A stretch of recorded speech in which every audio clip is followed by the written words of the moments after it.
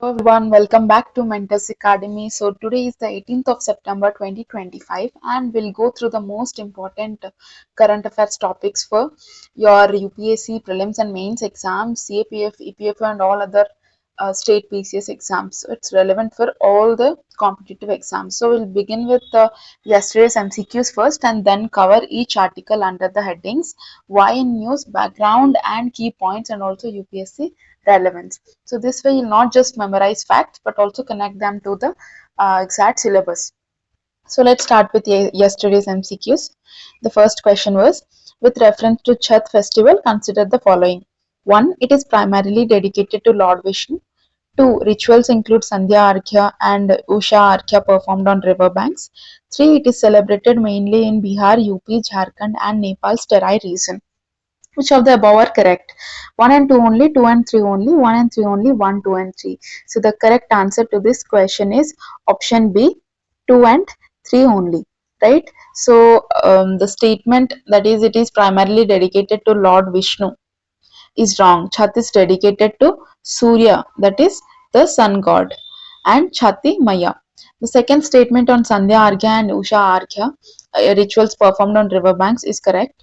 And the third statement that it is celebrated mainly in Bihar, UP, Jharkhand, and Nepal's Terai region is also correct. Right? So the correct answer is option B, 2 and 3 only. Second question was, consider the following pairs. Yuddhabhyas, India and US, Garuda Shakti, India and Indonesia, Nomadic Elephant, India and Mongolia, Hand in Hand, India and Japan. How many of the above are correctly matched? 1 only, 2 only, 3 only, all 4. So the correct answer to this question is option C, 3 only. Right? Yuddhabhyas is with the US, that is right. Garuda Shakti is with Indonesia, that is also right. Nomadic Elephant with Mongolia is also correct, but Hand in Hand, it is not with Japan, it is with China. Hand in Hand is a the exercise is with China. The correct answer is 3 only. Right. So let's see today's key headlines. Let me read them out for you one by one. 1. Despite issues, online RTI queries may cross 1 million in 2025. 2. Trade Tech Defense EU roll out new strategic roadmap for India. 3. To help MSMEs access import panel for easing quality control framework. Bima Sugam, single digit marketplace for insurance. CAG, Comptroller and Auditor General, to launch AI system for auditing and efficiency. Government to push geothermal pilots under new policy. 3. Joint military stations try services education corps to boost integration. Crosstalk, waning immunity against Japanese encephalitis worsens dengue. Right? So these are the key headlines for today's news. So let's see them one by one. The first article is about online RTI queries crossing 1 million mark. So despite some technical glitches and complaints about delays, the government's RTI online portal is set to cross 1 million field applications in 2025. This is a clear signal that citizens are increasingly using these digital routes to demand accountability. Right? So remember that the RTI Act, it was enacted in the year 2005. It gives citizens the legal right to obtain information from public authorities and rooted in Article 19(1)(a), that is freedom of speech. So over time, the system added an online filing portal in 2013 to make access easier. But digital access is uneven and commissions are often understaffed. Right? So while the uptake online has grown, capacity gaps remain. So also the section 8 of the act, it mentions the exemptions like national security, sovereignty, etc. Central Information Commission is the appellate authority, right? So yeah, so we'll see some key points here. So you must note here that over 1 million applications, online applications, mean greater demand for transparency, but also increased dependency and stress on the central and state information commissions. So common operational problems are fee payment failures, delayed replies and appeals backlog. So experts suggest stronger proactive disclosure by the departments, right? Stronger proactive disclosure by the department, that means publishing routine data, so fewer RTIs are needed. So for right, so for UPSC relevance is for prelims, it's important to connect this to sections of the RTI Act, also the CIC role, and also the section 8 is important, especially the exemptions mentioned in the section. For mains, it's a great question to use in essays or answers on transparency, also transparency versus administrative capacity, also e-governance, citizen empowerment versus also misuse. Yeah, so moving on to the next article, an important one, important development between EU and India. So EU India Strategic Roadmap 2025. So the EU rolled out a fresh strategic roadmap with India focused on trade, technology, and defense cooperation.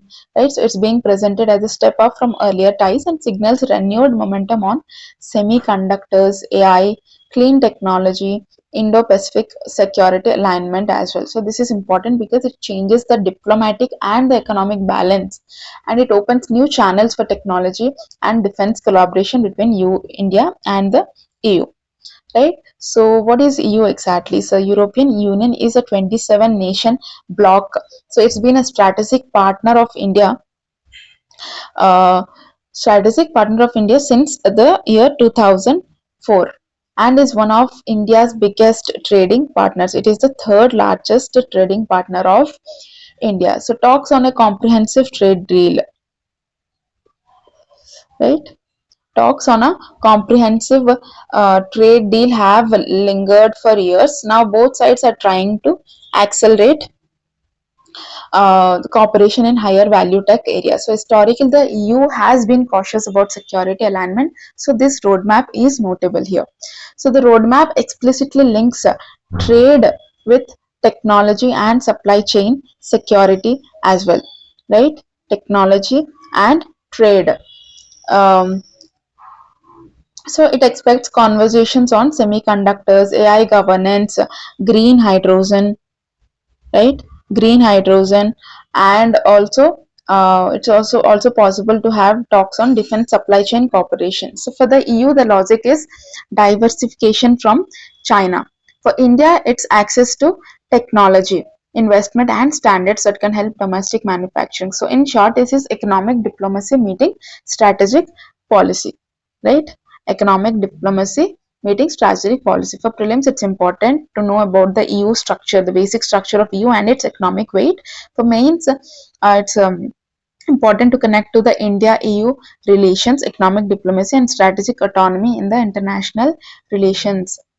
Right. So moving on to the next article, we have MSME imports. A panel calls for easier quality norms. So a government constituted panel has proposed easing or phasing QCO, quality control orders, for small firms. So micro, small and medium enterprises can access imports and inputs without getting crushed by testing costs. So this is meant to help MSMEs scale and also compete, right? So MSM is actually, they form the backbone of our country, right? MSMEs are the backbone of India's economy. So roughly 30% of GDP and a significant share of exports, that is around 48%, creating around 110 million jobs, right? It contributes that much. So quality control orders enforced by the BIS, that is Bureau of Indian Standards, protects consumers but require testing infrastructure and compliance that small firms often cannot afford, right? So global trade rules also caution that technical rules should not become disguised trade barriers, right? So the panel suggestion is pragmatic here, with like phased enforcement, right? Phased enforcement and exemptions, or simplified compliance for low risk goods, and longer timelines for the legacy stock as well. So the idea is to balance consumer safety and product standards with the practical needs of the small unit. This is a classical regulatory trade-off, that is to safeguard consumers without strangling the small producers. So very important. The prelims, it's important to connect to know the MSME classification, especially the recent changes in the classification, and about BIS, Bureau of Indian Standards. For mains, it's an excellent fodder for questions on ease of doing business, right? You have trade facilitation versus regulation, and also how regulation should be calibrated for different size of firms. So use the examples of QCO implementation challenges in the answers, right? So moving on to the next article, Bima Sugam, a one-stop insurance platform. So the Insurance Regulatory and Development Authority of India has unveiled Bima Sugam, right? A single digital marketplace, and where citizens will be able to compare, buy, renew, and settle insurance across life, health, and general insurance. So the launch is being rolled out in phases and aims to dramatically improve insurance access and also transparency, right? So insurance penetration in India has been around 4.2% of our GDP in the year 2023, compared to the global average of 7%. Very important. So the penetration is low compared to the global average, right? So the IRDAI, so Insurance Regulatory and Development Authority of India, was set up in the year 1999, has long pushed for digital innovation to tackle mis-selling and low awareness. So a single marketplace promises standardization and easier consumer comparison, somewhat like an insurance Amazon for the country, right? So the Bima Sugam will be paperless, right? It will be paperless, and it will be AI driven, that is AI assisted for recommendations. It will integrate government schemes that like Ayushman Bharat, crop insurance schemes, and it aims to raise penetration, right?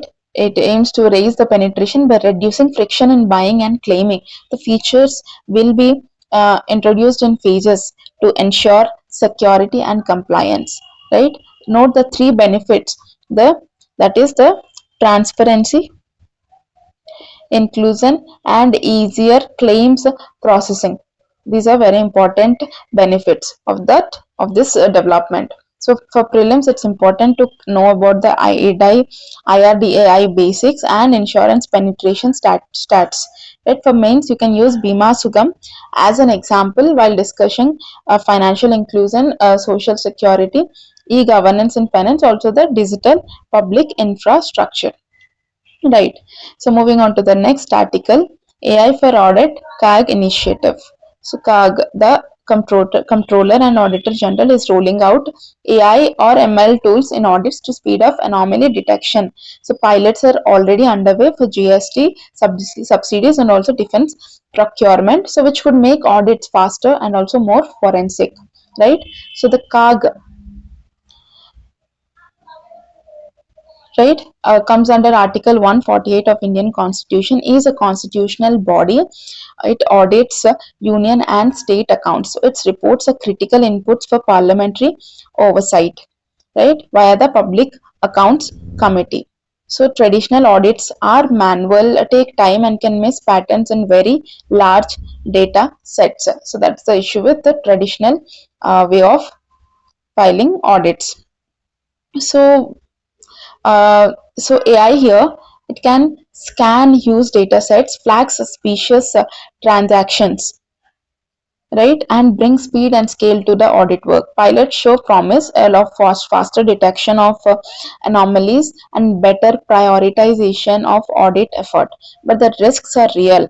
The risks include like data privacy, algorithm bias, false positives, and over reliance on opaque algorithms, right? So effective governance will need human oversight, and explainable AI and robust data governance. Very important to check the risks. So for prelims, it's important to know about the CAG powers and the PAC role, that is Public Accounts Committee's role.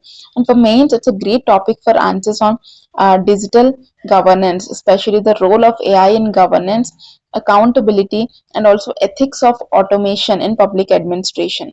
Right. So moving on to the next article, about geothermal energy, a new national policy, right? New national push. So the Ministry of New and Renewable Energy has notified India's first national geothermal energy policy, National Geothermal Energy Policy 2025, and it has sanctioned pilot projects in identified hotspots like Puga Valley in Ladakh, Cambay in Gujarat, and Tatapani in Chhattisgarh. So this is the government's push to add base load renewable energy to the mix. So let's know something about geothermal energy. So uh, the geothermal harnesses the Earth's internal heat. So globally, it is used for both power generation and also direct heating. So unlike solar and wind, geothermal can provide continuous baseload power. So India has known geothermal prospects, but exploration and drilling costs have kept development limited until now, right? So the policy it identifies hotspots, allows exploration permits and also long leases, and aims to attract investment and state support. So what are the pros here? So pros include reliable clean power, clean power generation also, and also complements variable renewables, right? So what are the concerns included? This like high upfront drilling costs, site specific feasibility, potential seismic risks and localized environmental impacts. So students to remember both the promise, like the based on clean energy, also the constraints like the cost and technological risk. So prelims, it's important to connect to the renewable energy geothermal sites in India, especially the Puga Valley, Cambay and Tatapani. For mains, it's important to know about the energy transition, climate goals involved, and the clean technology adoption, right? Yeah. So moving on to the next article, tri services integration, new military stations. So the government has approved three joint military stations and tri services education corps to deepen integration across army, navy and air force, part of the continuing push for jointness since the CDS reforms, right?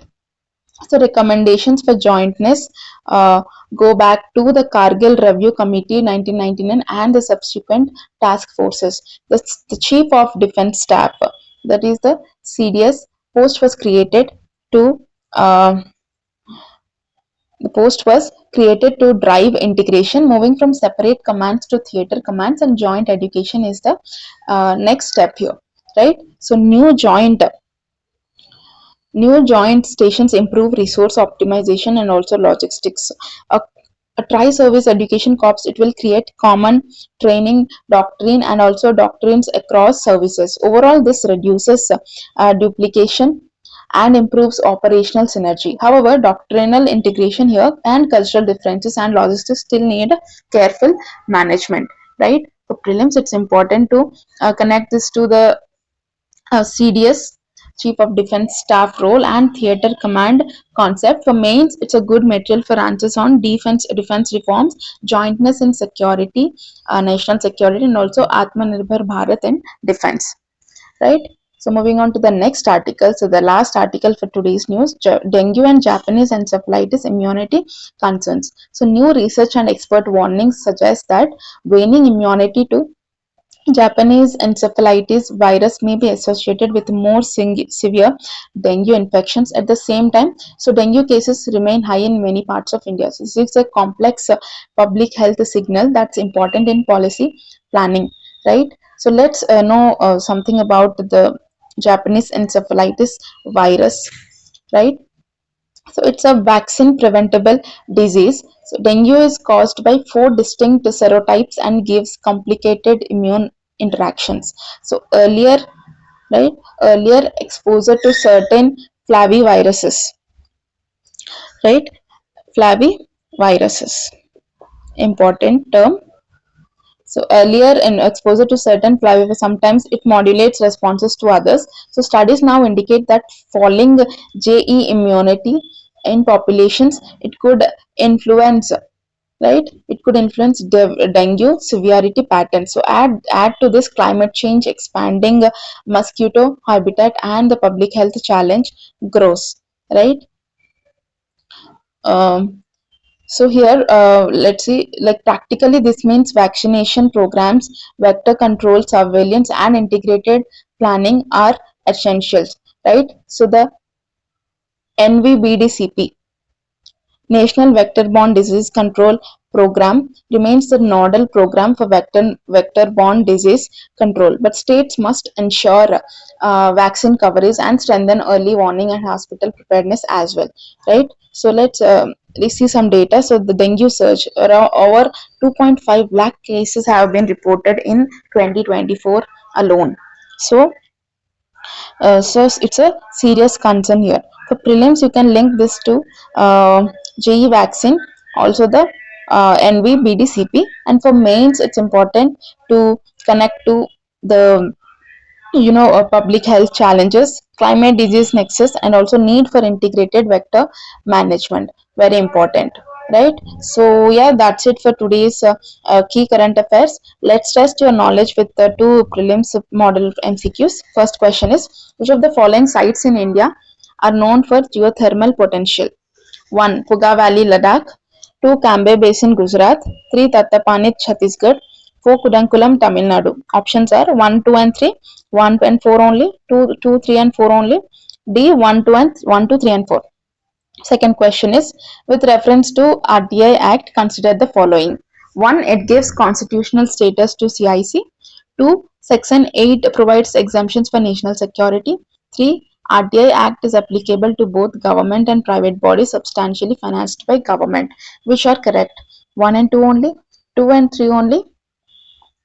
1 and 3 only? 1, 2 and 3. So make sure to drop your answers in the comment section below. We'll be seeing your responses and we'll see the correct answer to these questions in the next session, that is tomorrow.